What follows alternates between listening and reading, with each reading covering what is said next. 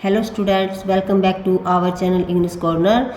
I will talk about the next poem, यानी first poem Dust of Snow from the book of First Flight. And Dust of Snow is the symbolic poem written by Robert Frost. Let's start the poem. Dust of Snow means बर्फ का टुकड़ा. Dust होता है धूल का, वैसे होता है थोड़ा सा कण. ऑफ स्नो बर्फ़ का छोटा सा कण. तो इसमें जो पोइट है वो हमें बता रहे हैं कि एक छोटी सी बर्फ़ के कण या टुकड़े के कारण मेरा जो मूड है वो कैसे चेंज हो गया.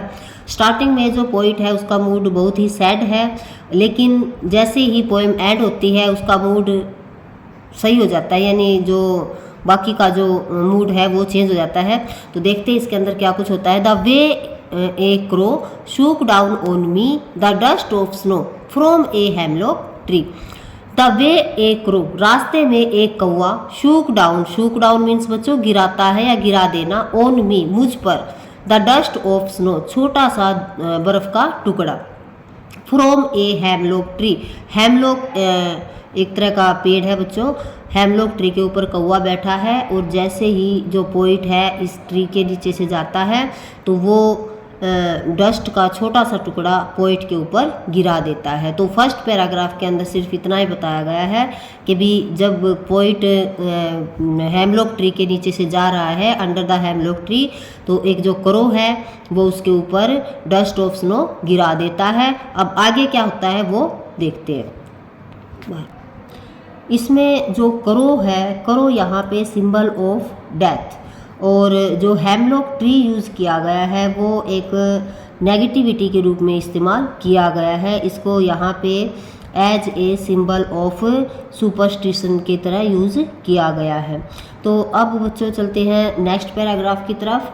Has given my heart a change of mood and saved some part of a day I had rued. तो जैसे ही हेमलॉक ट्री से बर्फ़ का टुकड़ा गिरता है और वो जैसे ही पोइट के ऊपर जाके गिरता है तो हैज़ गिवन माई हार्ट, जो मेरे हार्ट तक पहुंचता है, ए चेंज ऑफ मूड, और उससे क्या होता है मेरा जो मूड है, मेरा जो स्वभाव था वो चेंज हो जाता है. जो अब तक सैडनेस था उसमें थोड़ा सा चेंज आ जाता है. एंड सेव्ड सम पार्ट, और मेरा जो बाकी का बचा हुआ समय था, ऑफ ए डे पूरे दिन का, आई हैड रूड वो बच जाता है, वो सेव हो जाता है, बर्बाद होने से बच जाता है. इसमें बच्चों जो स्नो है, क्रो है और जो हेमलॉक ट्री है ये सिंबलाइज करते हैं डेथ को, फियर को, डिसअपियर को.